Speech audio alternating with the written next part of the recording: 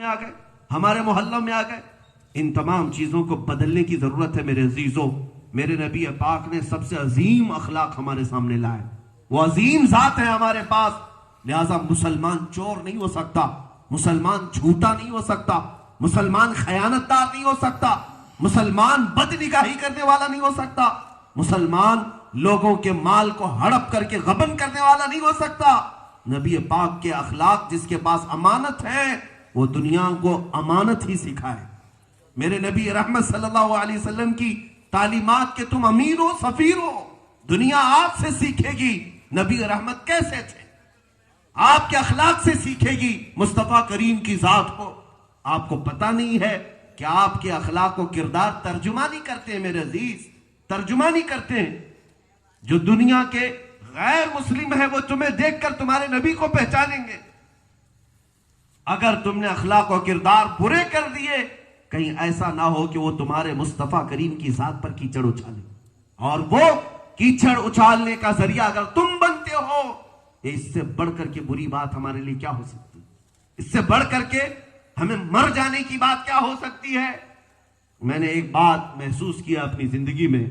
میلاد کی شب گزری اور دن آیا, میں سفر سے تھا, اتفاق سے آندھرا سے ہی اپنے وطن آیا تھا. ٹرین سے اتر رہا تھا فجر کے وقت, تو ایک نوجوان میرے پاس آیا اور کہا کہ حضرت آج 12ویں میلاد کی 12ویں تاریخ ہے اور جلوس تو نکلے گا, لیکن مجھے کوئی ایک ایسا کام بتائیں جو میرے آقا کو خوش کر دے. حضور پاک کی کوئی سنت, ظاہر سی بات ہے, مٹھائیاں بانٹنا, کمکمے لگانا, لائٹنگ لگانا اور چومنا, یہ سب اپنی جگہ پر خوشیوں کے اظہار. میرے نبی کے اخلاق کو لوگوں میں تازہ کرنا یہ اپنی جگہ پر, اس کا اثر اور الگ ہے. ذہن میں کچھ بات آئی, میں نے کہا ہم سفر سے آئے, تو بھی آئے, میں بھی آئے. میرے نبی پاک کی ایک عظیم سنت تھی, اللہ کے حبیب صلی اللہ علیہ وسلم بوڑھے اور کمزوروں کا بوجھ اٹھاتے تھے. اگر کوئی بوڑھا ہے اور کمزور ہے تو اس کا سامان میرے آقا اپنے کندھوں پر اٹھا کر چلتے تھے جہاں تک وہ جائے. یہ میرے آقا کی عظیم سنت تھی. میں نے کہا اگر تجھے میسر ہو اسٹیشن میں کسی کا بوجھ اٹھانا تو اٹھا دے, میرے آقا کی روح خوش ہو جائے. حضور پاک صلی اللہ تعالیٰ علیہ وسلم کو ایک بہترین تیری طرف سے نذرانہ ہے. وہ گیا دوڑتا ہوا, ایک عورت اتر رہی تھی, نان مسلم تھی, اور 2 بڑی بڑی تھیلیاں اس کے ہاتھ میں تھی. یہ جوان لڑکا ہے, جا کر کے اس سے کہا کہ اماں جی مجھے دے دو, میں لے کر چلتا ہوں. وہ گھبرائی, کہا کہ تجھے کیوں دوں, اجنبی آدمی ہے.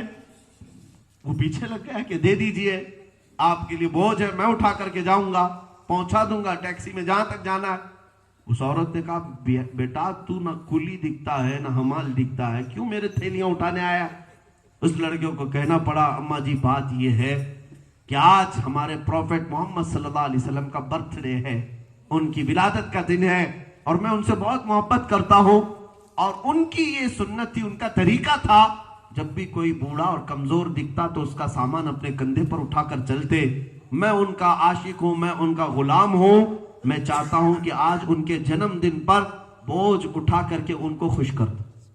اتنا سن کر کے وہ عورت متاثر ہو گئی, امپریس ہوئی, 2 تھیلیاں دے دی کہ لے چل بیٹا, اگر تیری یہ بات ہے تو میں مانتی ہوں. لے کر کے وہ نکلا اور اس عورت کا سامان پہنچائے جہاں تک پہنچانا تھا, اور نمبر اس نے لے لیے تھے, شیئر کر لیے تھے. بات آئی گئی ہو گئی, عورت اپنے گھر چلی گئی, یہ اپنے گھر گیا. 6 مہینے 7 مہینے کے بعد یہ رابطہ کرتا ہے, مجھے بتاتا ہے کہ میں تو وہ کام کر کے بھول گیا تھا, مجھے خبر بھی نہیں تھی کہ اس کا کیا اثر ہوتا ہے. 6 مہینے کے بعد وہ خاتون مجھے فون کرتی ہے, پوچھتی ہے بیٹا کیا حال ہے, تجھے پتا ہے ہم ملے تھے فلاں جگہ فلاں. اس نے کہا ہاں اماں جی سب یاد ہے. وہ عورت کہتی ہے 6 مہینے ہو گئے, آج تک میں تیرے پروفٹ کی سیرت ہی پڑھ رہی ہوں. 6 مہینے ہو گئے میں محمد صاحب کی بایوگرافی اور ان کی ہسٹری پڑھ رہی ہوں. اللہ اللہ, اس نوجوان کی آنکھوں سے آنسو آ گئے کہ میں نے ایک کام میرے نبی کا کیا اور دنیا ان کی طرف مائل ہو گئی. آج بھی اگر تم چاہو تو میرے نبی پاک کی طرف دنیا کو پھیر سکتے ہو. تم ان دجالی میڈیا کو جو پھیلانا ہے پھیلانے دو, جو پروپیگنڈا کرنا ہے کرنے دو.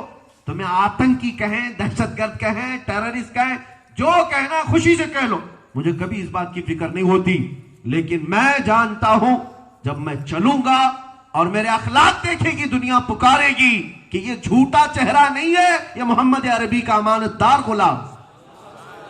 ہاں تم امانت دکھاؤ لوگوں کو، امانت اور اخلاق و کردار۔ تم تو دنیا میں بھیجے گئے عورتوں کی حفاظت کے لیے، نہ یہ کہ چھیڑ خانی کرو۔ تم گلی کے نکڑ پر اگر گزرتی ہوئی عورتوں پر نظر ڈالتے ہو، یہ محمد عربی کے غلاموں کی شان ہو ہی نہیں سکتی۔ ہمارا جوان وہ ہے کہ صرف اپنی بہنیں نہیں، پورے محلے کی عورتوں کو اپنی بہن کی طرح عزت دے اور ان پر اٹھنے والی انگلیوں کو بھی توڑے اور ان کے گھروں کی عزت و عفت کی بھی حفاظت کرے۔ یہ نبی رحمت کے غلاموں کا کردار ہو۔ دھوکہ دڑی کہیں ہو رہی ہے تو یہ نہیں کہ اس سے بات میں بات ملا کر کے دونوں مل کے کسی تیسرے کو ٹوپی ڈالیں اور پھر دنیا یہ سوچنے لگے ان لوگوں کے ساتھ کبھی تجارت ہی نہیں کرنا چاہیے، دھوکے باز۔ نہیں میرے عزیزو، تمہارا ایک عمل اس تیسرے آدمی کو تم سے نہیں، میرے نبی سے دور کر سکتا ہے، میرے نبی پاک سے اسے دور کر سکتا ہے۔ تمہارے اعمال و اخلاق ترجمان ہیں، تم سفیر ہو، اپنے اخلاق و کردار سے ٹرانسفر کرو میرے نبی کی محبت، حضور پاک کے اخلاق کو ٹرانسفر کرو۔ عورتوں کی حفاظت تمہارے ذمے ہے۔ مالداروں کے لیے بھی یہ شرط ہے کہ غریبوں کا، مزدوروں کا مال ہڑپ کر کے نہ بیٹھیں، ورنہ تمہارے گردن میں بھی وہ توق بنا کر ڈال دیا جائے گا۔ یہ نبی پاک صلی اللہ تعالیٰ علیہ وسلم کی ادا میں بتاؤں، ایک شخص مکہ میں آیا اور ابو جہل اس کے پیسے دبا کے بیٹھا تھا، دے نہیں رہا تھا، واپس نہیں دے رہا۔ وہ جا رہا تھا بڑے بڑے لوگوں کے پاس، کہہ رہا تھا ابو جہل سے میرے پیسے دلوا دو۔ کسی کی ہمت نہیں تھی، وہ قریش کا سردار تھا، کون دلوائے؟ ایک صاحب ملے، کہا کہ تو کہاں سے آیا؟ کہا بڑی دور سے آیا ہوں، میرے اتنے پیسے اس کے پاس ہیں، دیتا نہیں ہے، ٹرکاتا رہتا ہے آج کل اس طرح سے یا جھڑکتا ہے۔ اس صاحب نے کہا تجھے اگر پیسے واپس چاہیے تو تم محمد کے پاس جا، محمد صلی اللہ تعالیٰ علیہ وسلم کے پاس جا۔ وہ آیا نبی آخر الزمان صلی اللہ علیہ وسلم کے پاس، میرے آقا صلی اللہ تعالیٰ علیہ وسلم کے پاس، اس نے اپنی بپتا بیان کی کہ ابو جہل میرے اتنے پیسے دبا کر بیٹھا ہے، دیتا نہیں۔ حضور نے فرمایا ٹھیک ہے چلو، ہاتھ پکڑا اور لے کر نکلے۔ ابو جہل حرم کعبہ کے پاس نظر آیا، اس کو پکار کر کے کھڑا کیا۔ جب وہ آیا تو میرے آقا نے گرج کر کے کہا کیا تو اس کے پیسے دینے باقی ہیں؟ اس نے کہا ہاں دینا باقی تو ہے۔ کہا کب لوٹا رہا ہے؟ کب لوٹا رہا ہے؟ وہ نبی پاک کا جلال تھا ایسا کہ ابو جہل انکار نہ کر سکا، کہا ابھی دیتا ہوں۔ گھر سے منگوایا اور اسی وقت اس شخص کو دے دیا، اسی وقت دے دیا۔ وہ پنگا لینا نہیں چاہتا تھا۔ میرے عزیزو، دشمنی تو مکہ میں وہ کر رہے تھے، لیکن جب نبی پاک جلال کا چہرہ دکھاتے، کس کے لیے؟ مظلوموں کے انصاف کے، غریبوں کا حق دلانے کے لیے۔ یہ مومن کی شان ہو کہ نبی پاک کا جو غلام ہے کسی پر ظلم ہونے نہ دے۔ آج سے یہ عہد کرو، نہ ہم ظلم کریں گے، نہ ظلم سہیں گے، اور نہ کسی پر ظلم ہونے دیں گے۔ یہی ڈیموکریسی ہے۔ ہاں، for the people, by the people, to the people بول بول کر کے ڈکٹیٹرشپ لے آتے ہیں۔ اصل جمہوریت تو یہ ہونی چاہیے، نہ ظلم کریں گے، نہ ظلم سہیں گے، نہ کسی پر ظلم ہونے دیں گے۔ یہ اصل نظام ہے۔ یہاں چور بیٹھے ہوئے ہیں جمہوریت کی بات کر رہے ہیں، ڈاکو بیٹھے ہوئے جمہوریت کی بات کر رہے ہیں۔ میرے عزیزوں، مجھے اس بات کا کوئی خوف نہیں۔ حکومت وقت سے آنکھ ملا کر کے بات کرنا، یہ بھی میرے نبی نے ہمیں سکھایا اور فرمایا ان افضل الجہاد کلمۃ الحق عند سلطان الجائر، سب سے افضل جہاد ظالم بادشاہ کے سامنے حق بات بلند آواز سے کہنا۔ اگر ہمارے پاس تیر و تلوار نہیں تو مولا کی دی ہوئی زبان تو ہے، اور ہم بولیں گے، اس ظلم کے خلاف بولیں گے، اس ظلم کے خلاف بولیں گے جو آج ہم اپنی آنکھوں سے دیکھ رہے ہیں۔ یہ کیا سمجھتے ہیں یہاں پر ڈیموکریسی اور جمہوریت کا مطلب یہ ہے کہ تم جو کرو اس کو سب ہم سہ کر کے چلے جائیں؟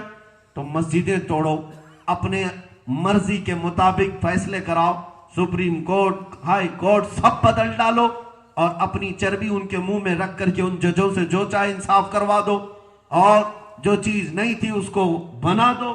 یہ کبھی کتے کو شیر بنائیں، شیر کو لومڑی بنائیں، یہی ساری چیزیں نہیں ہو رہی آج۔ میرے عزیزو، اس پر بات کرنے پر یہ اگر ہمیں اگروادی کہتے ہیں تو کہہ لو، ارے ان نہتے کشمیریوں پر آواز اٹھانے کو یہ جرم سمجھتے ہیں جو سالوں سے آج غربت کی چکی میں پس رہے ہیں. روز ایک جنازہ ان کا اٹھتا ہے, روز خون دیکھتے ہیں, اور ان کی عادت سی ہو گئی ہے. وہاں کوئی ماں اپنے بچے کی جوانی دیکھنے کے انتظار میں نہیں ہوتی. اسی لیے کشمیری تو یہ لکھتے ہیں, سوچ سمجھ کر کے ہم سے محبت کرنا, اکثر ہمارے جنازے جوانی میں اٹھ جاتے ہیں. ان کے حالات ہیں میرے عزیزوں, ان کے متعلق آواز اٹھانے کے لیے ہمارے ہاں حالات یہ ہیں کہ بات کرو تو انہیں لگتا ہے کہ اگروادی ہے, کٹر آدمی ہے. انصاف کی بات کرنا میرے نبی رحمت نے ہمیں سکھایا ہے, اور ہم حق بات کر رہے ہیں. ظلم چاہے ایک ہندو پر ہو, ایک کرسچن پر ہو, ایک سکھ پر ہو, آواز اٹھانا محمد عربی کے غلام کا کام ہے. اور ہم حسینی ہیں, اور ہمیں حسین اعظم نے یہی سکھایا ہے, نہ ظلم کریں گے اور نہ ظلم سہیں گے. ہاں, حق بات کہہ کر کے جائیں گے, چاہے گردن کٹ جائے, چاہے ہمارے ٹکڑے ہو جائیں, حق بات کر کے جائیں گے. مسلمانوں آپ بھی بیدار ہو جاؤ. یہ کون سی سیاست اور کون سی راجنیتی ہے جس میں آج مسلمانوں کو ایسی گہری نیند میں سلایا گیا ہے, ایسی گہری نیند میں کہ ان کے پڑوسی چیخ رہے ہیں, ان کو خبر ہی نہیں ہے. تریپورہ جلتا رہا, آسام میں لوگ پٹتے رہے, اور ان کی لاشوں پر یہ کرسیاں بچھاتے رہے. ہمارے علماء, ہمارے لیڈر, ہمارے قائدین ہمیں صبر کی تعلیم دیتے رہے. میں سارے علماء کی بات نہیں کرتا, اللہ ماشاءاللہ آج بھی جید اور باوقار علماء موجود ہیں جنہوں نے آوازیں اٹھائی حق کے لیے. عزیزان گرامی وقار, لیکن بات تو یہ تھی کہ میرے نبی پاک نے فرمایا تھا سارے مومن ایک جسم کی طرح, ایک عضو کو تکلیف ہو تو پورے جسم میں تکلیف ہونا چاہیے. سندھ کے ایک بادشاہ نے چند عورتوں کو قید کیا تھا, تو محمد بن قاسم عرب سے نکل کر کے آ گیا تھا ان چند عورتوں کو آزاد کرانے کے لیے جن پر ظلم ہو رہا تھا. یہاں ہماری بہنوں پر ریپ ہو جائے, ان کی عزت لوٹ لی جائے, یہ چیختی چیختی مر جائیں. کہاں ہے محمد بن قاسم جیسا جوان؟ وہ 19 سال کی عمر میں عرب سے آ گیا تھا عورتوں کو انصاف دلانے کے لیے. عزیزان گرامی اوقات, کل میری باتوں کا خلاصہ یہی ہے کہ حضور پاک کی طرف لوٹاؤ. ان کے اخلاق کو چھوڑ کر دنیا میں کسی کا اخلاق نہیں ہے.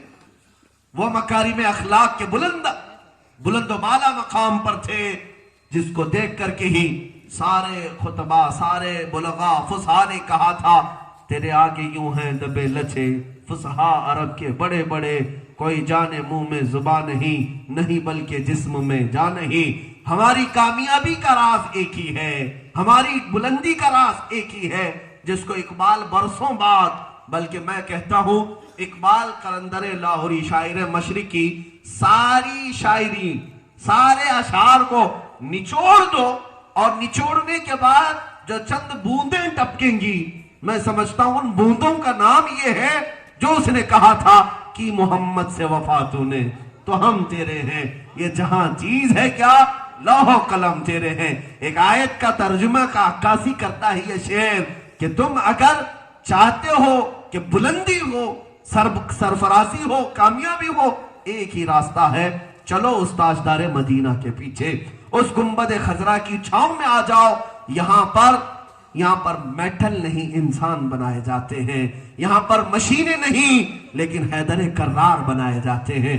عزیزان گرامی, کی محمد سے وفا تو نے تو ہم تیرے ہیں. یہ جہاں چیز ہے کیا, لوح و قلم تیرے ہیں. ورنگل کے غیور مسلمانوں کو میں اس بات پر چھوڑ جاتا ہوں, زمانہ بڑے پیچیدگیاں لا رہا ہے, امتحانات لا رہا ہے, چیلنجز لا رہا ہے. میرے جانے کے بعد ہو سکتا ہے ہم دنیا سے اب رخصت ہو جائیں, ہمارے جنازے اٹھائے جائیں, لیکن میرے عزیزوں کسی خطیب کا بھی انتظار کرتے نہ رہو, کسی اور مقرر کے انتظار میں نہ رہو کہ ہمیں جگائے گا.